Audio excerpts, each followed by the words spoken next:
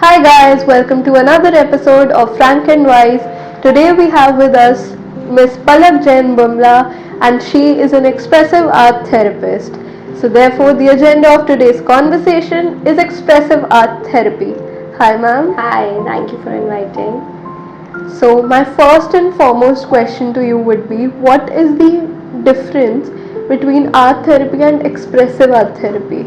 Okay, so the primary difference between art therapy and expressive art therapy is that in art therapy, there are different visual art forms that we use it, and in expressive art therapy, there are more different modalities of art mediums that we use it. For example, drawing, painting, writing, journalizing, storytelling, role plays.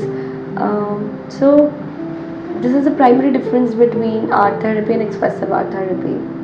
So even in the elements of expressive art therapy like paints or crayons or a xylophone or a piano, would you say that there are even the patients who choose paints are different than the patients who would choose crayons? Yes, for example अब मेरे पास OCD patient आ जाता है, ठीक है, और मैं उसको बोलूँ, मैंने उसके आगे मीडियम रख दिया पेंट का, क्रेयॉन्स रख दिए. अब OCD पेशेंट के लिए पेंट एंड ऑल जर्म्स है, इस पर ये है, क्योंकि OCD पेशेंट है तो क्लीनिनेस को लेकर, टाइडीनेस को लेकर बहुत ज़्यादा होगा, तो that patient might not be comfortable using paint as the medium, और उसको वो कहीं ना कहीं उसकी इरिटेबिलिटी, उसका वो व्हाट यू से to even touch that paint would be, you can easily feel it that patient or a client will not be okay using that paint, but उसी को मैं बोलूँ वो crayon use करेगा, तो ये भी एक हमारा way of understanding as a therapist that why they are choosing crayon over a paint.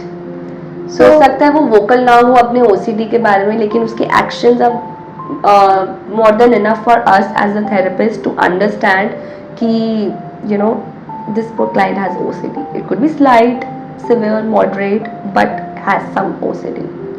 So, is there only a specific spectrum of disorders that expressive art therapy is impactful towards? I wouldn't say impactful, but yes, there are few disorders definitely that are much more effective in terms of expressive art and movement based therapy. For example, trauma and trauma related disorders, child and children related spectrum disorders, any neurocognitive disorders that we work with old age people, for example Alzheimer's, Parkinson's, or substance abuse related disorders, anxiety disorders. It works beautiful with these psychological disorders. And does it work better for a certain age group as compared to some other age group? See, I have worked with all kinds of age groups. मुझे लगता है बच्चों के साथ और एक old age, ये दो एज ग्रुप्स ऐसे हैं जिनके साथ हमारी एक्सप्रेसिव आर्ट बेस्ड थेरेपी बहुत अच्छे से काम करती है. अगेन बच्चों के केस में because the age group really matters. A 5-year-old coming to me in the OPD might not be vocal about her emotions or her problems. She जैसे नो, अब उसको तो साइकोलॉजिस्ट का मतलब भी नहीं पता है, उसको what purpose is behind her parents getting her to me. She probably doesn't know कि अगर उसकी टीचर ने लेट से बोला है कि ये फोकस नहीं करती है, कॉन्सेंट्रेट नहीं करती है क्लास में, मैम आप इसको दिखाओ या वट एवर, तो पेरेंट्स हमारे पास लेकर आते हैं.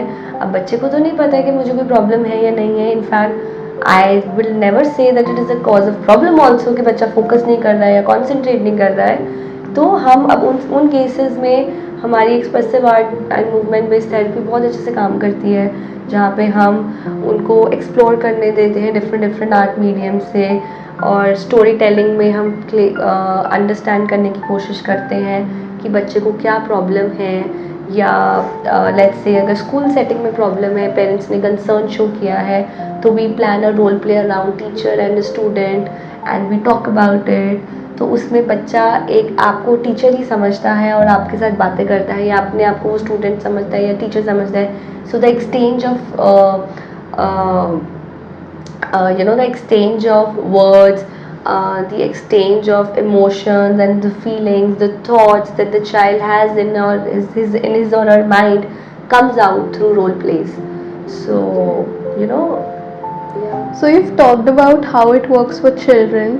Would you also like to talk about how it can work with someone with Alzheimer's or Parkinson's disease? Yes अब एक मेरे पास क्लाइंट था, ओल्ड एज थे वो, अराउंड 80 ईयर ओल्ड. सो उनको न्यूरो कॉग्निटिव डिसऑर्डर था जिसमें so this client of mine had a very stiff body movements.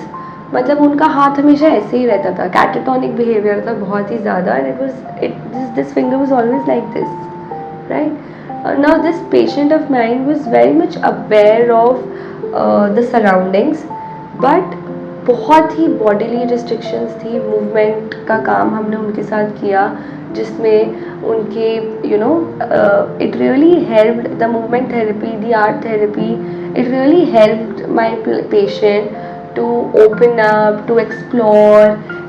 वो बहुत ही अच्छी शायरी करते थे, तो उनकी शायरी में उनके इमोशंस के बारे में पता चला, उनकी लाइफ के बारे में पता चला. मैं 80 ईयर ओल्ड अंकल से ये तो पेशेंट से अपने एक्सपेक्ट नहीं कर सकती थी कि वो मुझे कुछ ड्रॉ करके दिखाएं या मुझे अपने इमोशंस के बारे में, अपनी लाइफ के बारे में बात करके दिखाएं या ड्रॉ में समझाएं मुझे.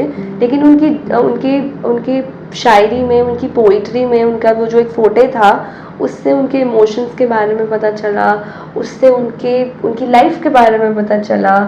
और जो कैटाटोनिक बिहेवियर था उनको हमने मूवमेंट बेस्ड थेरेपी कर थोड़ा सा there were different activities that we do in movement based therapy. So we did that with him. तो बहुत फ़र्क पड़ा उस क्लाइंट को. So how do you decide which type of approach to use with the patient, like whether you should hand him crayons or you should help him do something related to music? How does that work? Okay, so it is never pre-decided that this patient is going to come to me and I will use this kind of technique, this kind of art-based therapy with this client. हम जब client आता है, हो सकता है कि पहले few sessions में तो the client is not even comfortable using any kind of art based medium और any music instrument. So in the couple of sessions, though, we just try to know each other. We as a therapist try to observe the behavior, understand their emotions, what they're trying to say, what are their problems, and gradually down the line we work with them. Then we introduce them with certain looking at what treatment plan we have made for the client. अब let's say कोई मेरे पास trauma case आया है, एक 18 साल की लड़की है जिसका सेक्सुअल असॉल्ट हुआ था 9-10 साल की उम्र में, लेकिन she took the courage to come to a therapist at the age of 18. तो 99.9% मेरा मानना तो ये है कि 99.9% तो आप सक्सेसफुल हो गए हो कि आप एंटर कर गए हो थेरेपिस्ट के पास. आपने वो करेज दिखाया तो आप हाफ वे तो पहुंच ही गए हो, ठीक हो गए हो. अब वो मेरे पास आई है. अब initially obviously first time coming to me, I don't know that that's a sexual assault case, right? She's coming with the depression case, she's coming with the anxiety कि मुझे बहुत anxiety होती है, मुझे डर लगता है, अंधेरे में नहीं मैं जाती हूँ और मुझे घबराहट होती है, पैनिक अटैक्स आते हैं. अब when we talk through the sessions मुझे धीरे धीरे समझ में आता है कि इनकी बचपन की चाइल्डहुड हिस्ट्री है सेक्सुअल असॉल्ट की. अब वो जब वर्बली इस बारे में बात नहीं कर पाती, लेकिन जब हमने 4-5 सेशंस के बाद मैंने उसके साथ एक अपना आर्ट बेस्ड मीडियम इंट्रोड्यूस किया, पेंट वगैरह या कोलाज मेकिंग मैंने उसमें इंट्रोड्यूस किया था, तो मुझे उसमें पता चला कि उसने एक बॉडी का कटआउट लिया न्यूज़पेपर में से and she drew all like criss cross danger and everything and there was this dark room. मतलब whatever process she went through in drawing that whole scene was very traumatizing, could have been very traumatizing for her because she was really weeping during the process. So उस time पे फिर मैंने उससे in between the whole thing I said कि what happened, what makes you cry, or is there anything that you want to share. That was the time when I got to know about it. पहले 4-5 sessions में तो हम उनकी life के बारे में बात कर रहे हैं, बचपन कैसा रहा है, सब रहा है, वो रहा है. वो अपनी एंजाइटी के बारे में बात कर रही थी, वो अपने उसको कब पैनिक अटैक आते हैं, कितनी सोशल एंजाइटी है, कितना मेन से फियर. यस, उसने वो फ्यू सेशंस में अपना फियर ऑफ मेन डिस्कस किया था कि I am not comfortable around main, लेकिन उसको मैंने इस लेवल पे इंटरप्रेट नहीं किया था. तो वो ट्रॉमा का केस मेरे सामने तब आया जब when I introduced her to the art medium and she drew something which was so traumatizing, the whole body thing and how she really did not like her body. It was so tough for her to even feel her own skin. So you know, this is the beauty of expressive art therapy, जहाँ पे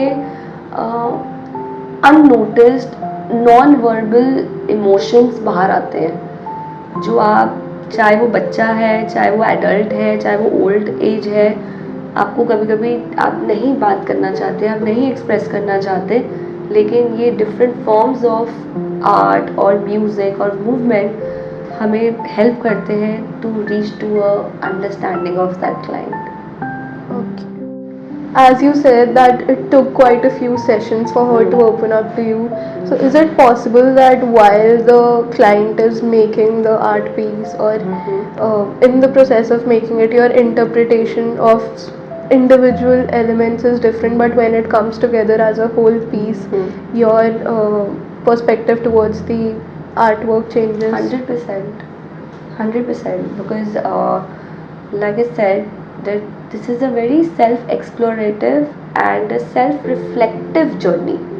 तो जब एक patient हमारे पास आ रहा है और हम उसके साथ काम कर रहे हैं थ्रू आर्ट मीडियम, तो my interpretation of whatever my client is coming up with can be very different what the client means to it, right? So for example, अब अगर वो कोई राइटिंग या कुछ भी लिख रहा है, हम एक बड़ी सुंदर सी एक एक्टिविटी है जो मैं करती हूँ अपने क्लाइंट्स के साथ, जिसमें मैं, और बहुत बेसिक एक्टिविटी है, स्वॉट एनालिसिस करती हूँ. अगर कोई करियर ओरिएंटेड क्लाइंट है मेरे पास और वर्क लाइफ बैलेंस पे आ रहा है एंड ही और she is not able to cope up with the work life balance, career के साथ कोप अप नहीं हो पा रहा, पर्सनल लाइफ इतनी स्ट्रगल हो रही है, तो उस केस में मैं सबसे पहले ये एक्टिविटी करती हूँ, मुझे बड़ी अच्छी लगती है, स्वॉट एनालिसिस एक्टिविटी, जिसमें there are 4 segments to it. You talk about your strengths, you talk about your weaknesses, you talk about your opportunities and threats. अब ये 4 जो सेगमेंट्स रहते हैं ये रिस्ट्रिक्टेड नहीं रहते हैं कि आपने अपनी स्ट्रेंथ में लिखना है I am very confident, I am very extrovert, I am good at this, good at that. नहीं, आपकी स्ट्रेंथ आपके पेरेंट्स भी हो सकते हैं, आपकी स्ट्रेंथ आपके बच्चे हो सकते हैं, आपकी स्ट्रेंथ आपका करियर हो सकता है, आपकी वीकनेसेस आपकी फैमिली हो सकती है, आपकी वीकनेसेस आपका सेल्फ कॉन्फिडेंस नहीं है वो हो सकता है. तो मतलब अब जैसे अगर मैं इस चीज़ पे काम करने लगती हूँ तो you know it really helps me to understand the patient through different activities or through different settings, right? Since you said that it took time for the girl to open up to you about the sexual assault, so it took 4-5 sessions. So is it possible that your perception towards each element of the artwork is different? So जब हम वो SWOT analysis पे करते हैं, मेरी interpretation एक client जब वो आता है, so as a therapist I will work on the whole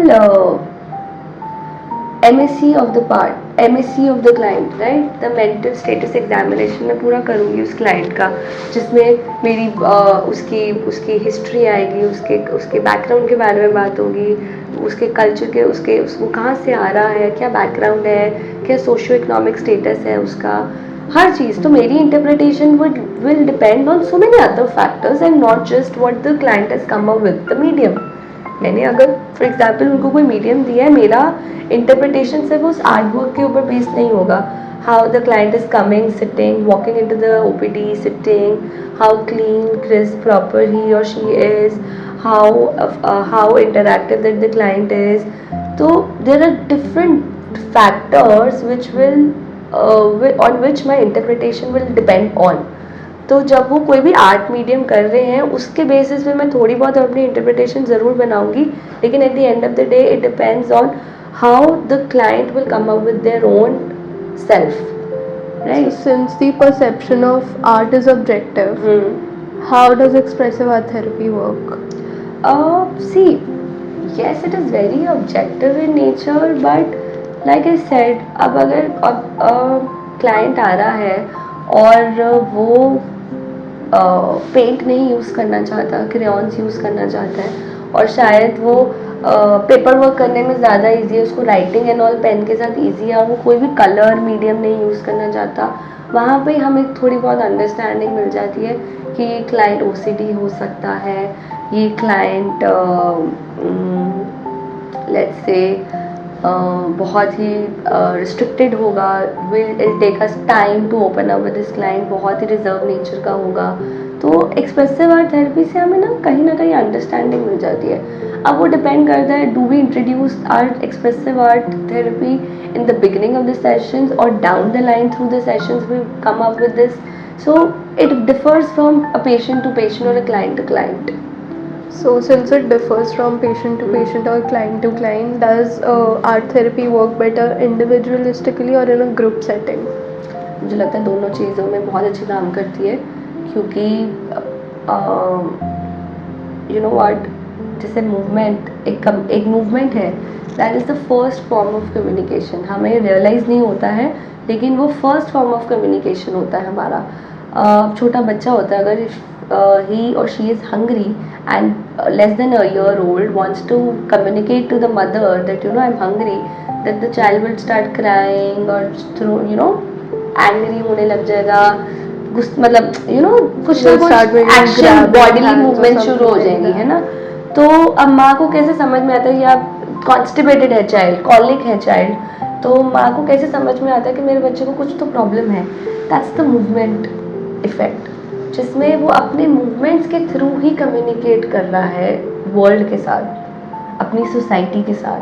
तो आप इमेजिन करो कि कितना ही ये स्ट्रॉन्ग फॉर्म ऑफ और कितना ही इफ़ेक्टिव वे हो सकता है आर्ट का या म्यूज़िक का. हम बच्चों को black and white cue cards से इंट्रोड्यूस करते हैं, तो उसमें एक कलर आ रहा है, एक आर्ट आ रहा है, क्योंकि इनिशियली 3 months वी से 90 days तो child is not able to see properly, तो उनको ब्लैक एंड वाइट चीज़ें ही नज़र में आती हैं. तो अगेन हम उसमें आर्ट इंट्रोड्यूस कर रहे हैं, अपना एक फॉर्म ऑफ आर्ट ही है क्यू कार्ड्स जो हम उनको बच्चों को इंट्रोड्यूस कर रहे हैं. So how affective it is this expressive art therapy और मूवमेंट बेस्ड थेरेपी. अब हम बात करें इंडिविजुअल थेरेपी और ग्रुप थेरेपी में, दोनों सेटिंग्स में ये बहुत ही सुंदर तरीके से काम करती है. इंडिविजुअल मैंने कितने सारे केसेस आपके साथ डिस्कस किए कि वो हम थ्रू आर्ट एनालाइज करते हैं, इंटरप्रेट करते हैं और अपने क्लाइंट्स के साथ काम करते हैं. ग्रुप थेरेपी में फॉर एग्जांपल ऑन्को का हमारे पास ग्रुप थेरेपी सेटिंग हमने पेशेंट्स किए थे जिसमें कैंसर पेशेंट्स आए थे. So onco group therapy is cancer patients के साथ. तो उसमें हमने 10-12 पेशेंट्स को बुलाया था, और तो ये मेरे को आइडिया तब आया था. सो मैं इंडिविजुअली जाती थी काउंसलिंग करने ऑन्को डिपार्टमेंट में. तो वहाँ जाना मैंने रोज़, और हर पेशेंट की अपनी एक स्टोरी होती थी कि वो लोग इतनी कीमोथेरेपीज रेडिएशंस की वजह से इतनी फ्रस्ट्रेशन बिल्ड हो जाती है उनके अंदर, इतनी इरिटेबिलिटी आ जाती है मेडिसिन की वजह से कि they don't want to talk to you, they don't feel like sharing their lives or anything of that sort, sharing their emotions for that matter. The hope is just gone in their lives. So to instill that hope, to energize them, to make them feel that the life, there is other side of the life also, where if you are really willing and you are determined towards your this whole process of chemotherapy or radiation, the effectiveness of treatment is higher. So the research says if you are positive and strong at getting the treatment done, the effectiveness of the treatment is higher. The results are more fruitful than compared to if you're negative about it. If you say कि मेरी life खत्म है, you you just give up. So there is a research which says that if you are positive about it, that the effectiveness is more than the being negative, right? So similarly in onco के patients के साथ मैं क्या करती थी, counselling individually करती थी. फिर ग्रेजुअली मुझे लगा कि हर पेशेंट की ना अपनी एक स्टोरी है और उनका एक बेसिक क्वेश्चन मेरे सामने आता है, मुझे ही क्यों हुआ, व्हाई मी. तो why me का answer, I thought I came up with this idea that to answer their why me, let's get together few patients from the same department to really tell them that no, they are not alone in this journey. कि जो problems, जो sufferings उनको हो रही हैं, उनके साथ और भी clients हैं. मतलब उसमें मेरे पास 9 साल का बच्चा भी था onco केस में, मेरे साथ 70 साल की आंटी भी थी, मेरे साथ 23-24 साल की न्यूली वेड थी जिसको ब्रेस्ट कैंसर हुआ. मतलब बहुत सारे वेराइड एज ग्रुप्स थे और उन्हें ये समझ में आया कि वो 9 साल के बच्चे ने क्या देखा है. वो 23 साल के ऐसे भी वहाँ पे थे कि हम तो हेल्दी खाते हैं, हम तो बिल्कुल. कभी जो 40-45 ईयर ओल्ड अंकल थे उनका कहना था कि मैंने तो कभी सिगरेट नहीं पी, कभी अल्कोहल नहीं कंज्यूम की, फिर भी मुझे हो गया, ऐसा क्यों. मतलब एक एक एक एक certain you know what do I say, एक बेसिक स्टेटमेंट्स हैं, एक बेसिक नोशंस हैं लोगों की कि अगर हम नॉन वेज खाते हैं तो हमें हो सकता है, अगर हम अल्कोहल या सिगरेट खा लेते हैं तो हमें हो सकता है, अगर हम टोबैको इंड्यूस करते हैं तो हमें हो सकता है. नहीं, 9 साल का बच्चा तो कुछ भी नहीं कंज्यूम करता, कुछ भी नहीं करता. it is all lifestyle problems, lifestyle related issues, and it is all in the hands of God. So उस onco therapy में जब हमने group therapy की थी, हमें ये पता चला था कि उन्हें ये समझ में, my intention was to make them realize that you know that why me का answer you got it here, जहाँ पे different questions put up किए गए थे और उन्होंने डिस्कस किया था. किसी ने पोइट्री लिखी थी, we had a group therapy session, we had poetry session जिसमें किसी ने पोएम सुनाई थी, किसी ने ड्रॉ किया था अपनी फैमिली के बारे में. हमने ओपन सेशन रखा था कि आप कोई भी आर्ट मीडियम फॉर्म यूज़ कर सकते हो. किसी ने म्यूज़िक को यूज़ किया और बहुत ही सुंदर म्यूज़िक गाना गाया by using piano or xylophone, and some used painting, some used collage making, and they came up with beautiful timeline of their lives. Few wrote their poem, किसी ने लिखी. तो बहुत ही सुंदर था वो प्रोसेस और वो इतना इफ़ेक्टिव था, इतना इमोशनली इंड्यूसिंग था कि at the end of the session the patient had a smile on their face. So you can imagine how effective it is in a setting or in a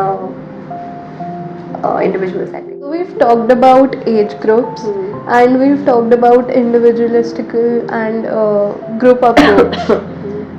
So does expressive art therapy work for couples as well? Yes. Couples में भी बहुत अच्छे से हमने expressive Couples or even like parents and children. देखो वो expressive art therapy एक ऐसी साइकोथेरेपी टेक्निक है which is very very effective even if you are not able to cope up with your day to day activities. अब आप देखो in general हम घर पे, अब बड़े आजकल ट्रेंड आ गया, लोगों को पता चलने लगा व्हाट इज़ मंडाला, है ना. तो अब हम एज अ थेरेपिस्ट मंडाला जब यूज़ करते हैं तो हमारे सेट ऑफ क्वेश्चंस आते हैं मंडाला के साथ जो हम पेशेंट के को पूछते हैं. लेकिन आप अगर घर पे मंडाला कर रहे हैं तो आपको थेरेपेटिक इतना ही लगता है कि you know using colour it stress frees you feel little calm, आराम से you play on the music and you colour it. कितना थेरेपेटिक है, Very. राइट. तो अब so we in this while we do it. So expressive art therapy is not restricted to certain disorders. आप day to day activities में भी अगर आप you know you're not able to cope up with your stressors or you have underlying depression or any kind of OCD or any kind of mental illness which you feel that it is difficult for you to do your daily activities in a proper manner, you can definitely go ahead and get your counseling done in expressive art therapy. Couple therapy में, family counselling में, individual counselling में, बच्चों के साथ, old age के साथ, इन सब के साथ बहुत अच्छे से काम करती है. तो जैसे मेरा एक क्लाइंट था, एक कपल था, हस्बैंड एंड वाइफ का केस था, they were almost ready to take a divorce. But so मुझे लगता है एक रिलेशनशिप में बेसिक प्रॉब्लम रहती है कम्युनिकेशन. चाहे वो हस्बैंड एंड वाइफ है, चाहे वो एक पेरेंट और बच्चा है, चाहे वो एक पेरेंट और ग्रैंड पेरेंट है, मतलब या चाहे वो टीचर और स्टूडेंट है, lack of communication is a problem for any relationship to not work out, right. So हमारी story telling, role plays, clay modelling, ये सब टेक्निक्स बहुत काम करती हैं. प्ले थेरेपी टेक्निक, ये सब चीज़ें बहुत काम करती हैं जब हम कपल थेरेपी करते हैं. तो it is possible that so one of my so I was talking about ये कपल के बारे में जो डिवोर्स केस फाइल कर चुके थे almost, and they came for counselling sessions with me. Now जब वो मेरे पास सेशन के लिए आ रहे हैं, it means there is 0.001% scope that they really want to work on this relationship, which is why they are here. तो हमने first ladder तो एक ले लिया, स्टेप ले लिया, जिसमें हमें ये समझ में आ गया कि they really want to be together. Now, second major point which I wanted to focus on was how can I work with them when they are not able to communicate with each other. So I introduced them with this clay modeling technique, where I asked them that this is a few part of clay, and that there is a few part of clay. I gave it individually to both of them, and I asked them to you draw something, you do whatever comes into your mind. So they make something out of it.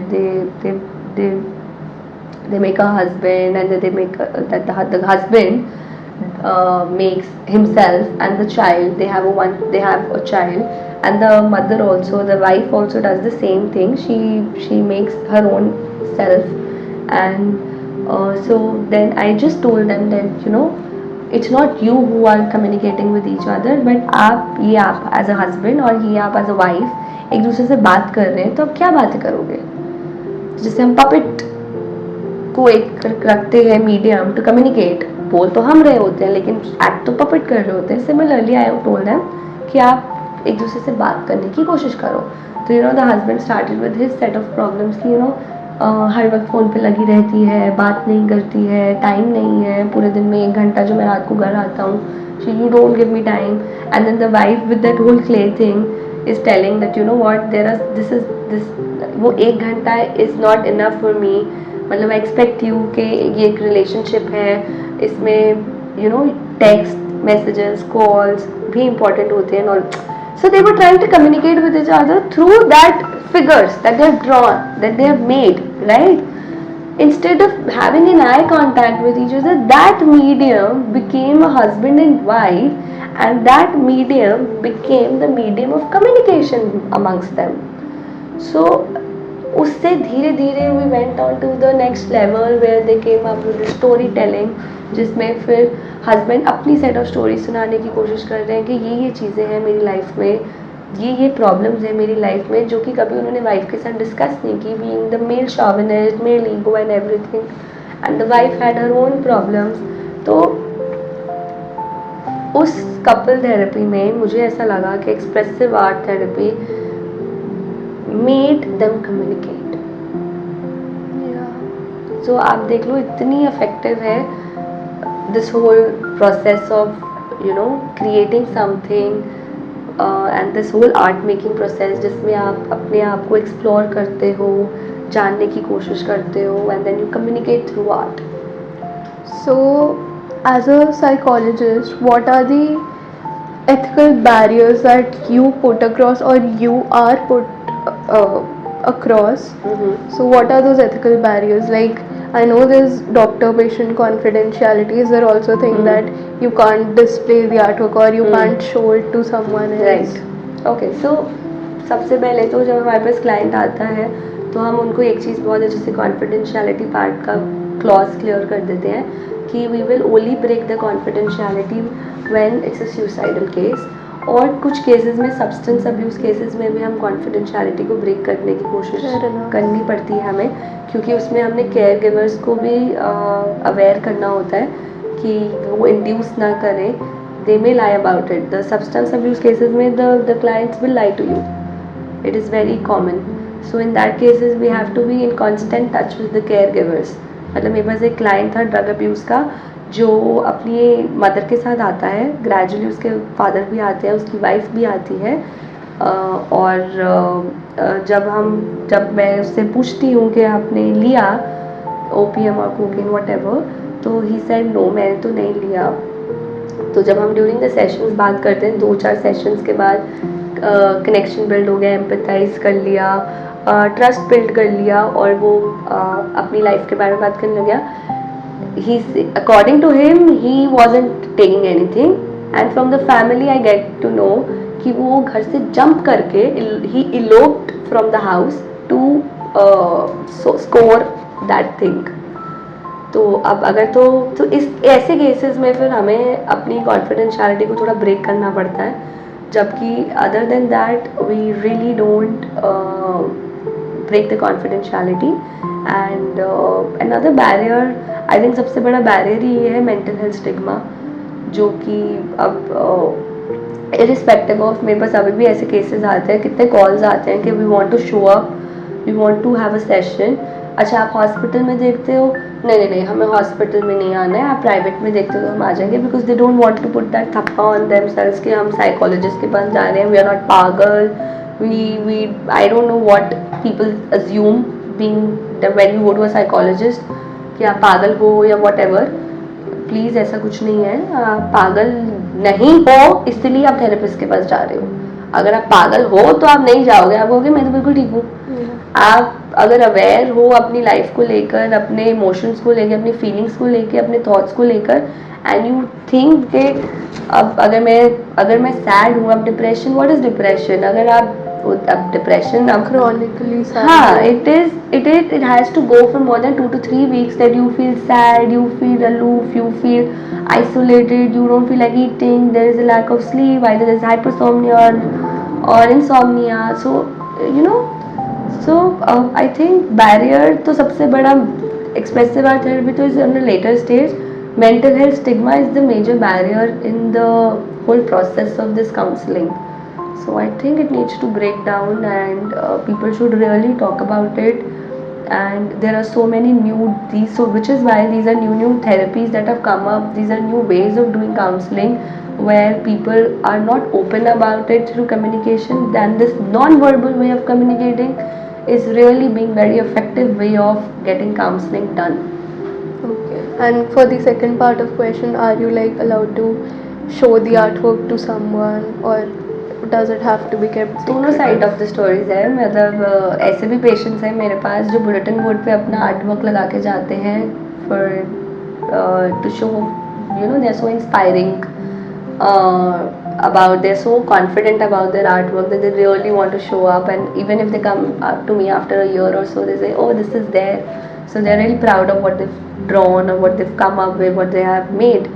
And there are few clients who really don't want to even see what they've drawn. So let's say अगर उन्होंने पिछले session में कुछ बनाया था और हम उस कंटिन्यूटी में हम नेक्स्ट सेशन पे आए हैं, टाइमलाइन ही है फॉर एग्जांपल, तो अगर हम दोबारा से वो टाइमलाइन निकालते हैं बाहर और हम सर्टेन सिग्निफिकेंट मोमेंट्स के बारे में डिस्कस करना चाहते हैं, तो अगर वो पेशेंट उस दिन मन नहीं है उसका या मूड नहीं है, तो that patient might be okay about and saying कि I really don't want to talk about it, please keep it behind, keep it back.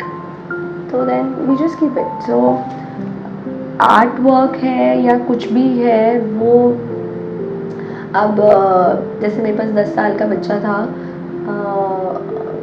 तो वो सुपर हीरोज़ में बहुत बिलीव करता था, और तो we drew a very beautiful that whole well thing of a super hero, cape kind of a thing, जो उसको एक ऐसे, तो वो so mentally that child was very upset, or that child had some cognitive disabilities, so that cape was a protector for him that he can achieve anything in his life. तो वो जब भी disturbed होता था या वो उदास होता था तो वो केप को डाल के he felt out of the world. तो now that art medium he always wanted to keep it with himself, right? So they take it also at home. They take back home also, depending on what client is doing. So, who do you suggest should opt for expressive art therapy? Opt as in the student, the career. Yeah. Okay so I think कोई भी ले सकता है. बहुत सारे when I did this course, मेरे course में ऐसे भी थे जिन्होंने साइकोलॉजी बैकग्राउंड नहीं था, but they are still doing expressive art therapy. ऐसा ज़रूरी नहीं है कि आपको साइकोलॉजी बैकग्राउंड होना ही चाहिए. आप फिर भी ये कोर्स कर सकते हो and you can become an expressive art therapist. और इनफैक्ट मुझे लगता है टुडेज़ टाइम हमारी ये जो सब्जेक्ट है psychology, it is so vast. इतनी ज़्यादा कैटेगरीज आ गई हैं इसमें, and it is not restricted to just clinical counselling and organisational. आप अपने इंटरेस्ट को ध्यान में रखते हुए भी और अपने पैशन को परस्यू कर सकते हो, जो कि है आपको ये थेरेपिस्ट बनना है. अगर आपको म्यूज़िक पसंद है या डांस पसंद है तो you can become a dance and movement based therapist and you can pursue your career in that. If you are good with children, you can become a child therapist. And if you are good, if you have real interest in working with cancer patients, you can become an oncotherapist. तो आप अपने interest को, if you have interest in sports for example, you can become a sports therapist. yes, clinical counseling organizational आपका base रहेगा ही रहेगा, क्योंकि वो तो आप करोगे ही करोगे. साइड बाइज आप जितने डिप्लोमा कोर्सेज, इनफैक्ट अब तो डिग्री कोर्सेज भी हैं कितने सारे to pursue your passion. So I think अगर आप ये सब्जेक्ट को ऑप्ट करते हो तो आपके पास बहुत वेराइड स्कोप है अपनी लाइफ में कुछ करने का, कुछ बनने का. अगर आप कॉर्पोरेट में काम करना चाहते हो, आप ऑर्गेनाइजेशनल साइकोलॉजी तो पढ़ते ही पढ़ते हो कॉर्पोरेट में जाने के लिए, लेकिन उसके साथ साथ आप कहते हो कि नहीं, मुझे बच्चों में बहुत इंटरेस्ट है, तो मैं ऑक्यूपेशनल थेरेपी का एक डिप्लोमा कोर्स कर लेती हूँ. तो मेरी organisational and occupational therapy, I can work together. So the scope is endless in this field I think. So please go ahead and do it. हमारे यहाँ पे तो obviously the research says that we still lack, we need almost minimum 10 lakh psychologists in our country, and we are still sitting in such a taboo that we have different other people today, but we really need more and more mental health practitioners So, to come is up. that what ignited your interest in expressive art therapy, taking your passion in psychology as subject? So my story of pursuing expressive art therapy was very funny.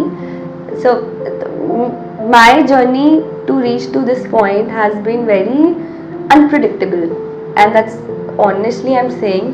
I was a commerce background student. मैंने 11-12 commerce किया है. फिर मैंने, आप college में जाते हो तो वहाँ पे वो काउंसलिंग करते हैं आपकी कि आप, अच्छा आप वो आपका रिपोर्ट कार्ड देखते हैं, वो देखते हैं अच्छा आप इसमें इंग्लिश में अच्छे हो तो आप फंक्शनल इंग्लिश ले लो, इलेक्टिव इंग्लिश ले लो. अच्छा आप इस सब्जेक्ट मैथ्स में अच्छे हो तो आप मैथ्स ले लो. I was clear in my mind कि मुझे BBA BCom तो नहीं करना है, मेरे बस का नहीं है. तो अब ऑब्वियसली आप यहाँ हो पंजाब में हो तो BA is the only thing that is you are left with, right. तो मैंने बोला ठीक है. तो अब मैं काउंसलिंग के लिए गई, वो टीचर्स बैठी हुई थी, उन्होंने मार्क्स देखे, उन्होंने बोला आप ये साइकोलॉजी ले लो, इलेक्टिव इंग्लिश ले लो, फंक्शनल इंग्लिश ले लो. चलो जी, हमने करना शुरू कर दिया. I didn't even know about this subject in real, like psychology होता क्या है, क्योंकि मेरे तो स्कूल में भी ह्यूमैनिटीज़ नहीं थी, हमारे पास सिर्फ मेडिकल, नॉन मेडिकल, कॉमर्स ही था. तो मैंने 3 साल साइकोलॉजी कर ली और luckily I used to get good marks, the highest marks in psychology. तो आई सेड ओके ठीक है, हो गया. देन मेरा इंटरेस्ट आया, मुझे MBA करना है, तो मैंने MBA की भी कोचिंग ले ली अपनी और वो भी क्रैक कर लिया. मतलब I scored Fairlie enough marks की कोई सिम्बियोसिस एंड ऑल में मिल जाता. But my mother pushed me कि नहीं, this is something you, I don't think you are meant to do it. Why don't you do masters in psychology? So out of nowhere, I didn't know, one fine day the course in Hyderabad, in the college that I've done, St. Francis, it is one of the very famous colleges for psychology. If somebody wants to pursue, they can go ahead and do it. It's only women college. That time it was ranked 16th in India for MSc in applied psychology. So you can do clinical counseling, organizational, anyone from there. So I spoke to my sister. One of my sister lives in Hyderabad. So I spoke to her. We were just discussing about things, and she said, "Why don't you come here and do it?" And overnight, the plan was made that I am supposed to do masters in psychology. And I went. Next day morning, चलो train की ticket कराई, flight book करी, चले गए. Entrance test दिया. Again didn't know clear होगा नहीं होगा. एंट्रेंस टेस्ट था, वाइवा था, और बिकॉज इतना अच्छा कॉलेज है तो उनका क्राइटेरिया भी बहुत हाई रहता है एडमिशन का. 20 लड़कियों से ज़्यादा वो लेते नहीं हैं एक बैच में. तो और आई थिंक 16-17 तो थी. 15 दिन हो गए थे शुरू हुए बैच को. तो मैं गई, इंटरव्यू दिया, सब करा, शुरू कर दिया, चलो जी एमएससी भी हो गई. मतलब my life, my journey to reach to this point has been very unpredictable. तो मुझे लगता है कि God wanted me to be here and he himself made that whole path, that the roads for me. He opened it himself, and then I kept just moving, you know.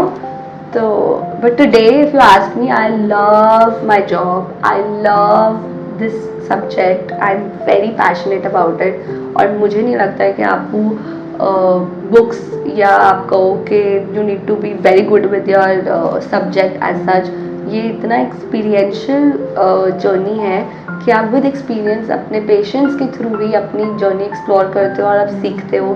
फिर down the line when I was working in Fortis only, हमारे department में ये course हो रहा था expressive art therapy का. ऐसे चलो ये भी कर ही लेते हैं अब, है ना.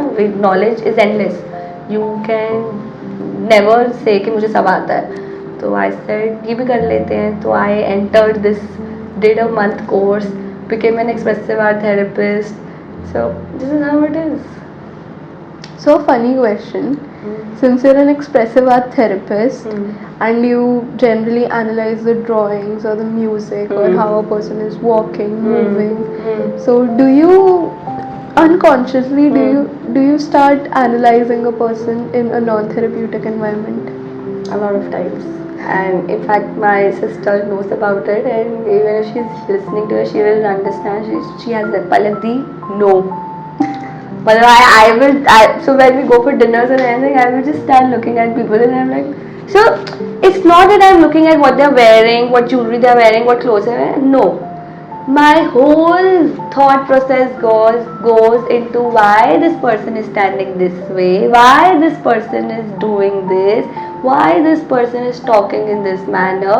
Or when I go to birthday parties with my daughter and I see kids playing around and you know, ये बच्चा इतना ऐसे क्यों कर रहा है, ये इतने टैंट्रम, कोई बच्चा है जो बहुत टैंट्रम शो कर रहा है, एंगर शो कर रहा है, तो मेरे दिमाग में अपना शुरू हो जाता है कि भाई इसको ये है, ये हो सकता है, ये हो सकता है, ये हो सकता है. ऑब्वियसली नो ऑफेंस टू कि I want that child to have this, but मेरी साइकोलॉजी चलनी शुरू हो जाती है वहाँ पे कि ये बच्चा ये हो सकता है. With God's grace, my instincts have been very strong enough, and it had happened lot of times that gradually उसके बाद ये हुआ है कि मुझे फ़ोन आया है कि you know I want to get my child to you, and then I go back home and I tell my husband, I see I told you कि कुछ तो है, see I told you this thing, so I have this. और सबसे बड़ी तो so funny, so when I go for parties and all, तो वहाँ पे even if I don't know anybody, someone, but obviously they know that I'm a therapist and I'm a psychologist and everything, they'll come and they start discussing about their cases with me. और back in my mind में अपने दिमाग में ये सोच भी रही हो चुकी है, यार ये कपल ऐसा है, इसमें ये हो सकता है, वो हो सकता है. तो मेरा तो काम मुझे सिर्फ 24 घंटे ये चलता ही रहता है. तो या ये सब्जेक्ट है ही ऐसा. It is actually study of human mind and behaviour, and I think even if you don't pursue your career into this, but जब आप पढ़ते हो ना, आप अपने आप को इतना एक्सप्लोर कर लेते हो, आप अपने आप को इतना जान लेते हो, आपको लोगों की साइकी के बारे में समझ आने लगता है, specially when you do masters. तो आपको काफ़ी हद तक ना अपना सराउंडिंग्स, अपनी आसपास की चीज़ों के बारे में अवेयरनेस मिलनी शुरू हो जाती है, पता लगने चल जाता है. या okay, so that's it for today's podcast. For more interesting conversations related to mental health, stay tuned and follow, share and subscribe to Frank and Wise.